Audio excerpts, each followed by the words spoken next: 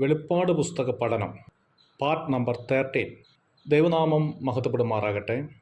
വെളിപ്പാട് പുസ്തകം 2-ാം അധ്യായം 12 മുതൽ 17 വരെയുള്ള ഭാഗത്ത് രേഖപ്പെടുത്തിയിരിക്കുന്ന പെർഗമോസിലെ സഭയ്ക്കുള്ള ദൂതായിരുന്നു നാം ചിന്തിച്ചുകൊണ്ടിരുന്നത്. ബാബിലോണിയ ഉപദേശം ഒരു മലവെള്ളപ്പാച്ചിൽ പോലെ ദൈവസഭയിലേക്ക് വന്നത് മുഖാന്തരമുണ്ടായ ബുദ്ധിമുട്ടുകളെക്കുറിച്ചായിരുന്നു ആരംഭ ഭാഗത്ത് നാം രേഖപ്പെടുത്തിയത്. അതിനോടനുബന്ധിച്ച് കർത്താവ് ഓർമ്മപ്പെടുത്തുന്നതാണ് ഇരുവായ്ത്തലയുള്ള വാൾ അഥവാ വചനത്തിൻ്റെ പ്രസക്തിയെക്കുറിച്ചും നാം ചിന്തിച്ചു. 2-ാം ഭാഗത്ത് പെർഗമോസ് ഒരു മതകേന്ദ്രമായിരുന്നു എന്നും അവിടെ വളരെയേറെ തിന്മയുടെ ശക്തിയുടെ പോരാട്ടമുണ്ടായിരുന്ന ഒരു സ്ഥലമായിരുന്നു എന്നുള്ളതും നാം ഓർക്കുകയുണ്ടായി. നീ എവിടെ പാർക്കുന്നു എന്ന് ഞാൻ അറിയുന്നു എന്ന കാര്യം ഓർമ്മപ്പെടുത്തുകയാണ്. അതിൻ്റെ അർത്ഥം എൻ്റെ അനുവാദമില്ലാതെ ദൈവമക്കൾക്ക് ഒരനർത്ഥവും സംഭവിക്കുകയില്ല എന്നുള്ള പച്ചയായ സത്യമാണ് അവിടെ ഓർമ്മപ്പെടുത്തുന്നത്. പ്രധാനമായിട്ട് വീണ്ടും ഇന്ന് നാം ചിന്തിക്കാനായിട്ട് ആഗ്രഹിക്കുന്നത് പെർഗമോസ് സഭയെക്കുറിച്ച് 3 കുറ്റം ദൈവത്തിൻ്റെ ആത്മാവ് ഓർമ്മപ്പെടുത്തുകയാണ്. എന്തിനാണ് ഈ കുറ്റം ഓർമ്മപ്പെടുത്തുന്നത് എന്ന് ചോദിച്ചാൽ, മാനസാന്തരപ്പെട്ട് ദൈവിക പാതയിലേക്ക് മടങ്ങി വരണമെന്ന് ദൈവം ആഗ്രഹിക്കുന്നത് കൊണ്ടാണ്. കഷ്ടതയുടെ കാലത്ത് വചനം മാറോട് ചേർത്ത് മുറുകെ പിടിച്ചവരാണ് പെർഗമോസിലെ സഭ. എങ്കിലും അവരെക്കുറിച്ചുള്ളതായ കുറ്റം പറവാൻ ദൈവത്തിന് ഒരു മടിയുമില്ലായിരുന്നു. ഒന്നാമത്തെ അവരുടെ കുറ്റം ലോകവുമായി ഇണയില്ലാപ്പിണ കൂടി എന്നുള്ളതായിരുന്നു. പെർഗമോസ് എന്ന പേരുണ്ടായത് 2 വാക്കുകൾ കൂട്ടിച്ചേർത്താണ്. പെർ എന്നും ഗാമോസ് എന്നും 2 വാക്കുകളാണ് പെർഗമോസ് എന്ന വാക്കുണ്ടാകാൻ കാരണമായി തീർന്നത്.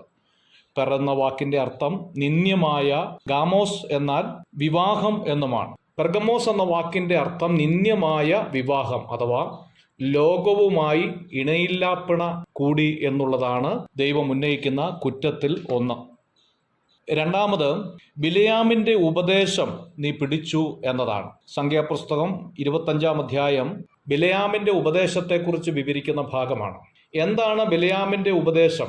പ്രധാനമായി 2 കാര്യമാണ് അവിടെ ദൈവത്തിന്റെ ആത്മാവ് ഓർമ്മപ്പെടുത്തുന്നത്.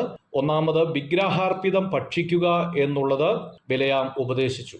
രണ്ടാമത്, മോവാബ്യ സ്ത്രീകളുമായി ദുർനടപ്പ് ആചരിക്കുവാനായിട്ടുള്ള സാഹചര്യങ്ങൾ ഒരുക്കി കൊടുക്കുക എന്ന് അവർ ഉപദേശിച്ചു. ഈ 2 കാര്യങ്ങളും ഇസ്രായേൽ ജനത്തെ ദൈവത്തിൽ നിന്ന് അകറ്റാനും ദൈവത്തിന്റെ കോപം അവരുടെ മേൽ വരുവാനും ഇടയായി തീരും എന്ന ഉപദേശമാണ് അവർക്ക് കൊടുത്തത്. ഇസ്രായേൽ ജനത്തെ ശപിക്കുവാൻ ബിലെയാമിന് കഴിഞ്ഞില്ല എങ്കിലും അവരെ വിശ്വാസ ത്യാഗത്തിലേക്ക് നയിക്കുവാൻ കഴിഞ്ഞു. വിഗ്രഹാരാധനയും വ്യഭിചാരവും ദൈവം അങ്ങേയറ്റം വെറുക്കുന്ന പാപങ്ങളിൽ ഒന്നാണ്. വിഗ്രഹാർപ്പിതം ഭക്ഷിക്കുന്നതിനും മോവാബ്യ സ്ത്രീകളുമായി പരസംഗം ചെയ്യുന്നതിനും ഈ ബാലാക്കിന് ഉപദേശം കൊടുത്ത ബിലെയാം ഇസ്രയേലിനെ വഞ്ചിക്കുകയായിരുന്നു.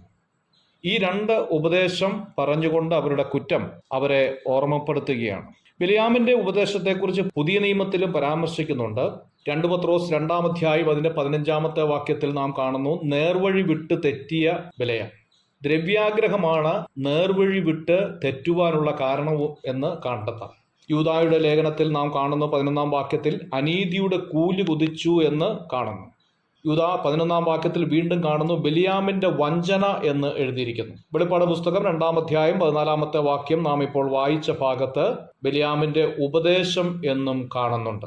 അങ്ങനെ പെർഗമോസിലെ സഭയ്ക്കുള്ള പ്രധാനമായ 3 കുറ്റത്തെക്കുറിച്ച് പറയുമ്പോൾ 3 പ്രധാനപ്പെട്ടതായ കാര്യങ്ങളാണ് അവിടെ ഓർമ്മപ്പെടുത്തുന്നത്. 3-ാമത്തെ കുറ്റമാണ് നിക്കോല്യോവ്യരുടെ നടപ്പ് നീ അനുകൂലിച്ചു എന്നുള്ളതാണ്. എഫെസോസ് സഭ നിക്കോല്യോവ്യരുടെ നടപ്പ് പകച്ചു എന്ന് കാണുന്നുണ്ട് 2-ാം അധ്യായം 6-ാം വാക്യത്തിൽ. എന്നാൽ കാലങ്ങൾ കഴിഞ്ഞപ്പോൾ നിക്കോല്യോവ്യരുടെ സ്വാധീനം സഭയിൽ വർദ്ധിച്ചു വരികയും അതിനെ അനുകൂലിക്കുകയും ചെയ്ത ഒരു കാലഘട്ടത്തിലേക്ക് വന്നപ്പോൾ അത് ഒരു കുറ്റമായി കാണുന്നു എന്ന് തിരുവെഴുത്ത് ഓർമ്മപ്പെടുത്തുകയാണ്. അപ്പസ്തോല പ്രവൃത്തി 6-ാം അധ്യായം അതിന്റെ 5-ൽ പറഞ്ഞിരിക്കുന്ന നിക്കോലാവാസ് പിന്നീട് അപ്പസ്തോലിക ഉപദേശത്തിൽ നിന്ന് തെറ്റിപ്പോയി എന്ന് കരുതപ്പെടുന്നു. അദ്ദേഹത്തെ പിന്തുടരുന്നവരാണ് നിക്കോല്യവർ എന്ന പേരിലും അറിയപ്പെടുന്നത് എന്ന് ചിന്തിക്കുന്നവരുണ്ട്. അപ്പസ്തോലിക കാലശേഷം ജനത്തിന്റെ മേൽ കർത്തൃത്വം നടത്തുന്ന ഒരു പൗരോഹിത്യ മേധാവിത്യം ശക്തിപ്പെട്ടു വന്നു എന്നും ചിന്തിക്കുന്നവരുണ്ട്. ജനത്തെ കീഴടക്കി ഭരിക്കുന്നവരെന്നാണ് ഇതിന്റെ അർത്ഥം. തിരുവെഴുത്ത് വീണ്ടും പറയുകയാണ്, ആകയാൽ നിങ്ങൾ മാനസാന്തരപ്പെടുക. അവരുടെ തെറ്റ് ചൂണ്ടിക്കാണിച്ചുകൊണ്ട് നിങ്ങൾ മാനസാന്തരപ്പെടുക എന്ന്. ഈ വചനം നമുക്ക് അനുഗ്രഹമായി തീരട്ടെ. God bless you.